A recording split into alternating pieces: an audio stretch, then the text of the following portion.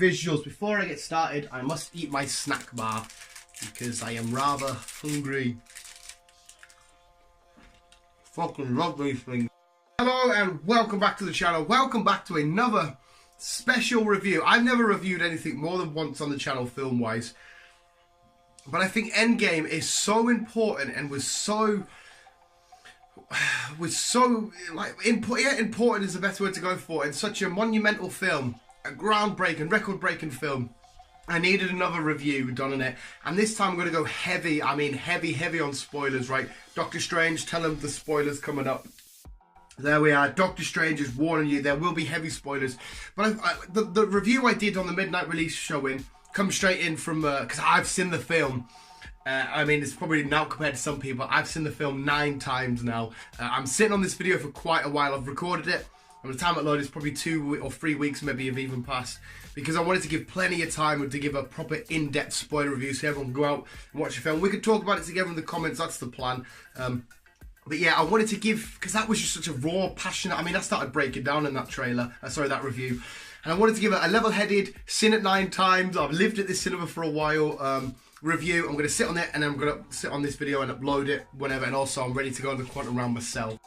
This was the compilation of the final thing of 22 films. Now we've got Homecoming right after this, which is finishing off phase 3. It's the aftermath of Endgame, what life's going to be like. And I really, truly do think we'll get an awesome cutscene regarding Spider-Man in that. But the last cutscene will start building toward a Mutant E, Fantastic Four-y, new badass villain in this. I think we'll get a Sinister Six type cutscene and in the future. So the Infinity Saga is not quite finished. We've just got one more film to go. But the Infinity War itself is done. Shout out something I didn't notice for fucking so long, but now people are making so many videos of it. I didn't notice it until like maybe my last viewing or the viewing before. How was the Ducks there? He is physically there, which is cool. He was part of the snap. He's come back. He's ready to fight Thanos. How are the Ducks there? Another cool little reference, which I'm not first to break down this or to see this, is there could have been a small little reference to Namor regarding earthquakes under the sea. Potentially might be Namor, the Submariner. I'd like to see that, but again, I'm not the first person to stumble across this. But yeah, is that going to happen? Namor could happen. Fantastic Four coming, but we know there's a lot of history there, and a lot of history of the X-Men. We'll see. Wakandans.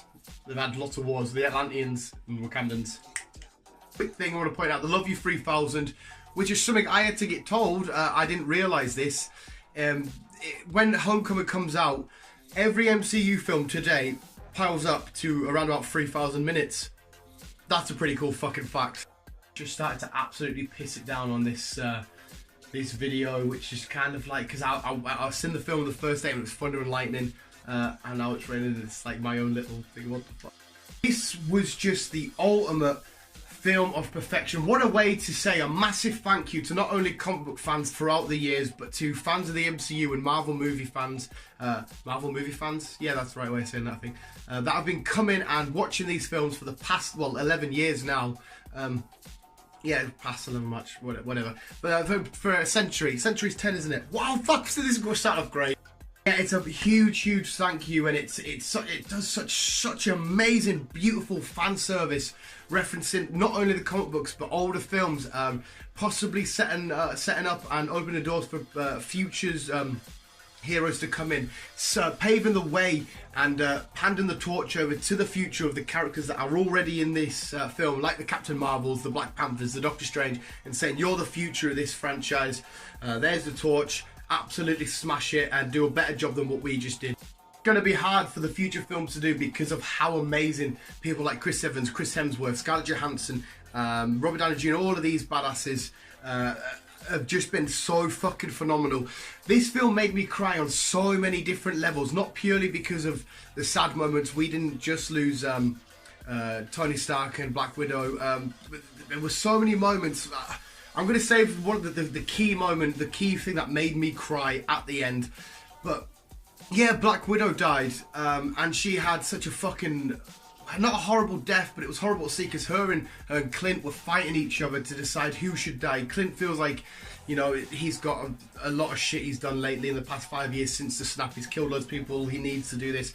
She's like, no, I've got a lot of red in my ledger as well. I need to do this. Plus, you've now got to do this mission. You've got a family to get back to and stuff like that. And it was really, really emotional because obviously they were in love, not in love, but they loved each other so much. The little references were a long way from. I pressed stop at me too. My brain's getting super duper heavy. Just the relationship they had, and the relationship between other people. The way Tony, when he meets Pepper again, he first meets Captain America again. Then he starts to freak out. He's like, "No, we lost. Where were you?" And all this shit. And he's dead passionate. Everybody in this film that had their roles to play, Nebula's, War Machine.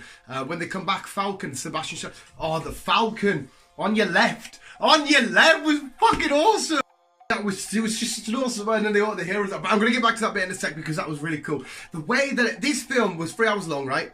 Sat through it 9 times. This film did not drag whatsoever. This film flew in every time. The emotional reunion with Tony Stark and Howard Stark. Captain America seeing Peggy through that window was fucking heartbreaking. The little detail, when Hope says to Scott, Cap, and they smile like, yes, this is what you said in Ant-Man and the Wasp was fucking big.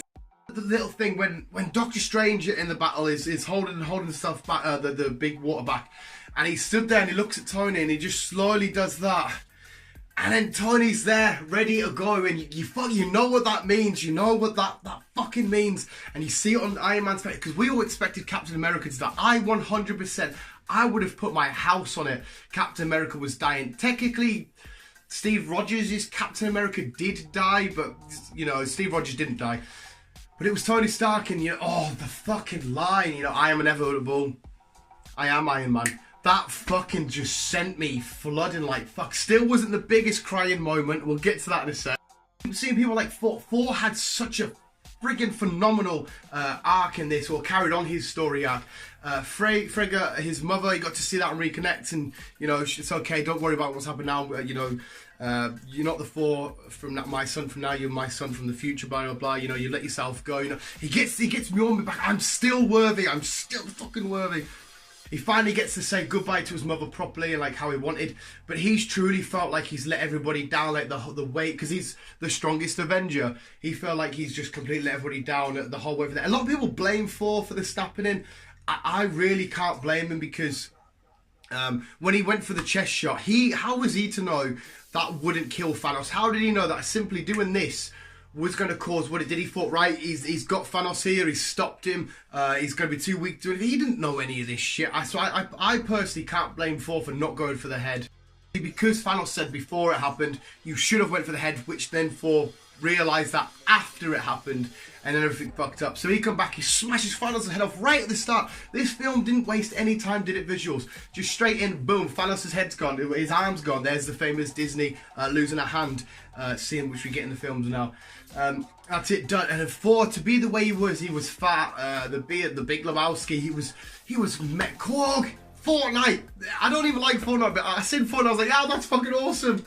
See Thor completely do this whole change, and at the end he realised, and oh my god, visuals, I knew it was coming. I watched the spoilers, but the second Thanos has got Thor pinned down, Stormbreaker's going into his chest, he's like, and we see Mjolnir hit Thanos and then come back, and the way that they shot this little sequence of Mjolnir coming back and Captain America lifts, like holds it, and then he comes back into the shot holding Mjolnir. The way they filmed that was fucking insane.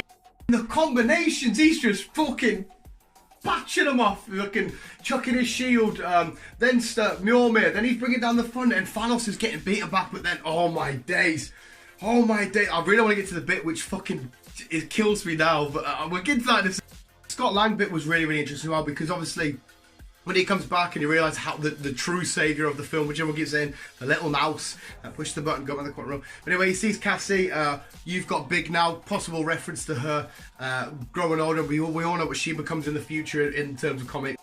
Could potentially become statue. Same with Hawkeye, maybe passing on the boat to his daughter again, another comic book thing, because we get the passing of the torch with the shield to Sam. A lot of people were disappointed. I'm happy it went to Sam. We've got Sam Wilson, the all-new Captain America in the comics not so long ago. the Winter Soldier, he sort of knew, and the way he looked and when Captain America doesn't come back from putting the stones back in their correct timeline, and he knew what he did. He had the life. He was with Peggy.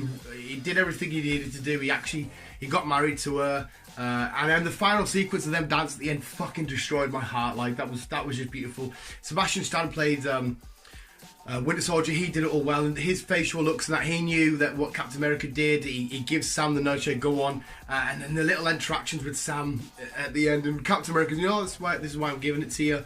It was all done so fucking beautifully. Elevator scene, because we get to watch the big scenes from different films all over again.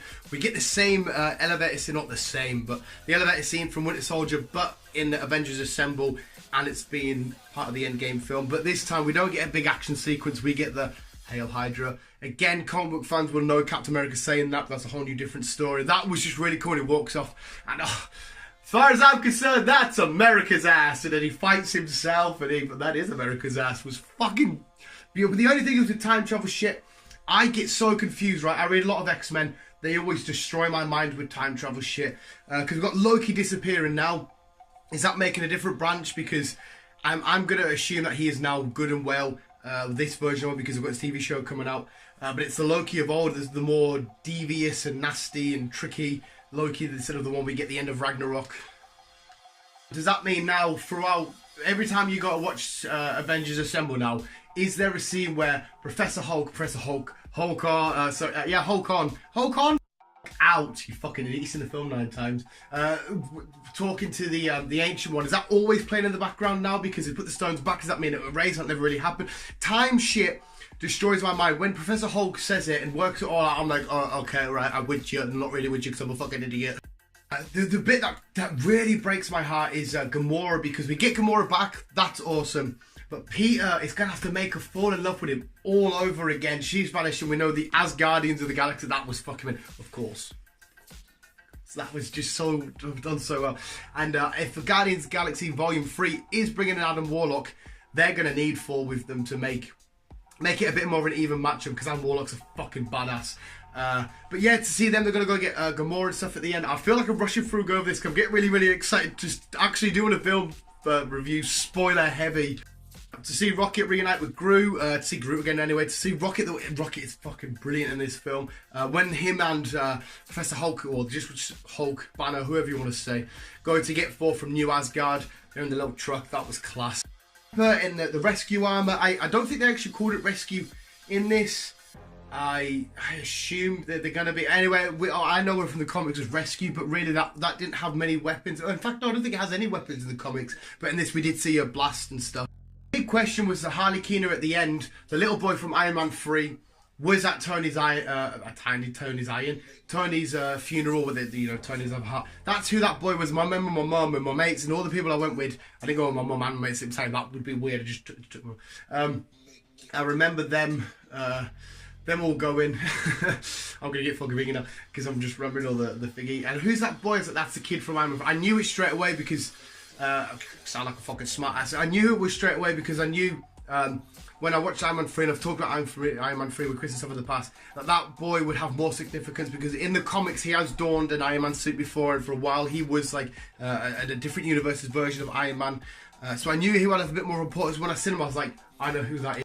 I was saying Morgan Stark to be the future. She was fucking adorable in this. The way she comes out with, I'm just gonna say, Rescue's helmet.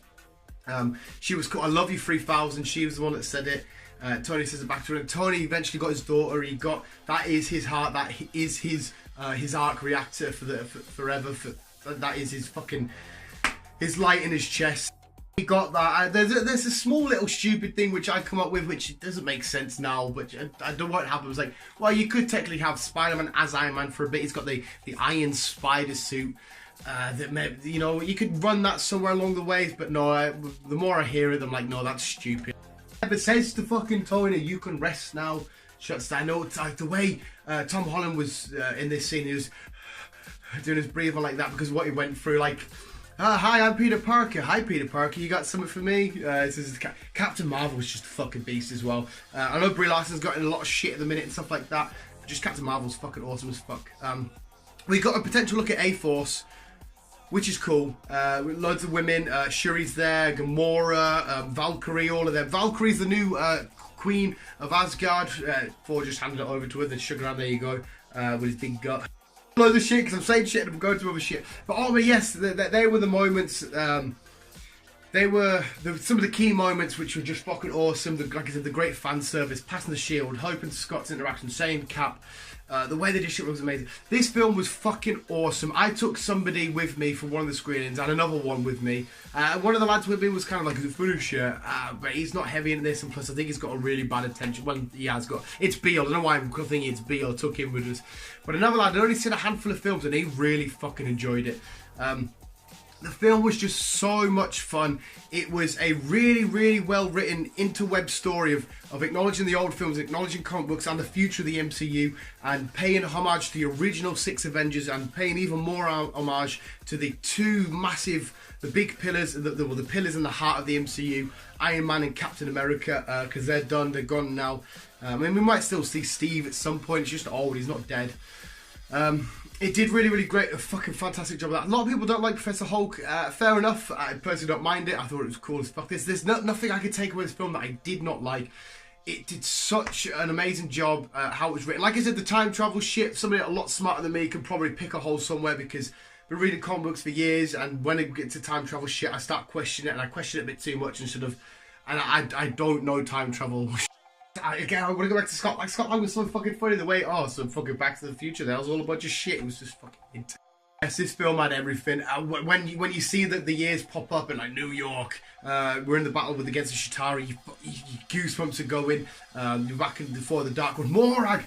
My favourite opening, well, it's kind of an open scene, obviously, in Guys of the Galaxy, we get the death of Peter Quill's mum, and then we see Morag.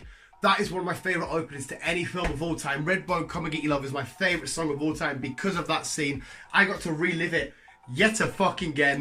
And obviously, but this time from the perspective like War Machine and Nebula and stuff, which was just fucking awesome. And we get to hear Peter Quill singing Redbone, Come and Get Your Love, because we hear it from their perspective as well. But this film just did so fucking well. It was amazing. It was beautiful. It was ultimate perfection. It's not my favourite film of all time. That's still Spider-Man Into the Spider-Verse, purely because I'm biased to anything Spider related. But if that film didn't exist, I really do think this film could be my favourite film of all time. It did so, honest to God, I feel like I'm gonna have a heart attack every time I watch it. My heart would just start absolutely smashing. I'm not even gonna lie, I felt a tingle at the end of my dick. My dick got a tingle. I didn't know that, but that's how it was. I'm sat there dry humping my chair, I'm tented, I'm grabbing people, I'm looking around, I'm passing tissues. There was a not a little girl, she was about 20 odd, but there was a girl next to me. She was blubbering the fuck, mum handed her a tissue. She's like, I know, Tony's dead. Like, yeah, Mum, Tony, she needs another tissue, Mum, and it's fucking beautiful. This film was just amazing. Your emotions will get blown up. You'll feel so many feels. You'll have the greatest time of your life. You'll have the saddest time of your life. You'll laugh like fuck. You'll thoroughly enjoy it. You'll go for everything. But yeah, I think it is perfection. It's a straight up 10 out of 10. It knocks the 10 out of 10 bracket out of the park. It was beautiful. It was made with a lot of love and passion and great fan service. It wanted to tell a great story. It wanted to make you laugh, but it wanted to make you feel, and it did all of that. Finally, the scene that just fucking destroyed my mind, and I don't want to go for it again now because I can picture it in the back of my fucking head, and it's gonna go. We get Captain. Drop my fucking clicky visuals. It's not gonna work. Building up to something there. Drop my little thingy. Yeah, we get Captain America with a shield. It's been fucked up. He's got half a shield and he's down and out for the count. The music's starting to tone down a bit. Everything's looking bleak and like, oh my god, we're gonna lose here again. But Captain America, he stands up. He's picking himself up very gingerly. He straps on that half a shield and he looks up, the camera pans out, and it kind of like, you know, like the Lion King when fucking the monkey picks up the lion. I'm not a big fan of the Lion King. But you know that shot, it's from a distance, you just see this little figure up against a massive army, the Black Order are back, the children of Thanos and that, Chitauri, all them, Thanos is still here, ready to go. And you see this one man, the heart of the MCU, the one person that will do whatever he needs to take, whether it means sacrificing his life, being injured, being hurt, killed, or whatever. He'll do anything to protect the greater good, to true justice, you know, wave the American flag, honor, all that kind of stuff. We see him standing alone with half a shield. He's like, it is, you know, the way I see it is like, I'm gonna die here. I'm on my own. Who gives a fuck? And because it's been about a few whiles since Banner, Hulk did the snapping, and you forget that everybody's back because Clint gets a phone call of his wife. We know that everyone's back, but you forget because we've had a little action sequence in between. So he stood there on his own, and then that's when you hear Cap on your left. And then we see loads of different pulls, you know, done by the sling rings of the sorcerers and Doctor Strange, all them. And we see Black Panther, Shuri come out, and Falcon fly out, and all the music's hitting, and Captain America's behind, he's loving it. We go to Titan, where Doctor Strange, the Guardian, Spider-Man comes out. We go to everywhere. So, I keep saying Sebastian Stan, War Machine, Groot, there are all people that faded out on Wakanda. They're all back. And then everyone's assembled. Everyone's thinking, oh my god, I'm getting fucking goosebumps visuals. This is insane. Oh, it fucking break my heart. And then we stand there. We hear the word Avengers, grab Mjolnir. And the way that he says it, because the music stops, all it is camera focusing on Captain America, on Steve, on this beacon of hope. Oh, the music's quiet, and he says, very subtly, he doesn't shout it, very subtly, he says, assemble, and then we fucking go. And as comic book readers, we've read that a million times. Yeah, it gives us chills. We've seen it in animated shows. Yes, it gives it chills. We've never seen it in the MCU. We've never heard it from Chris Evans as Captain America. We fucking get it in the most beautifully pictured way. It's fucking nuts. It's amazing. It's beautiful. And then they charge the battle, and then that's when shit goes down. Because we get it at the end of Age of Ultron, but we get Avengers at film ends. We got it there and then, and they couldn't have done it a better way. And I kind of want that to be the last time we hear it for a good while, until Sam. I would like to hear Sam eventually say it in this MCU after a while. But there we go, visuals. Yeah, sorry, go watch Avengers. I've probably done this video for too long. Visuals, thank you so much for watching. That was my second in-depth spoiler-heavy review. Just some of the key moments that I love, that pulled at my heartstrings, that I absolutely adore. This, like I said, there probably are loopholes in this film when it comes to the time traveling stuff, and probably are people that have big criticisms with it. But me personally, I can't find something that I don't like. I really can't, whether it's because I'm too emotionally attached to the characters' stories, I'm being very whatever the word is, oblivious, I'm being ignorant to the small minor horrible details that may be in there somewhere. I just personally can't see it, and the big moments like Avengers Assemble, just they do too much for me. Visuals, thanks so much for watching, and hopefully you can, if you haven't seen Endgame yet already, do go see it ASAP. Yeah, if anyone needs someone to come along with, I'm happy to go again. I will watch this film over and over and over again. I just want to hear them. I watched all the YouTube ones of Avengers Assemble, the bootlegged ones, just sat there in bed watching the same line over and over and over and over again. It was fucking beautiful. Visuals, yeah, Booski video. Thank you for the support of the channel. Go watch Avengers Endgame. Remember to keep being you and keep on keeping on. Avengers!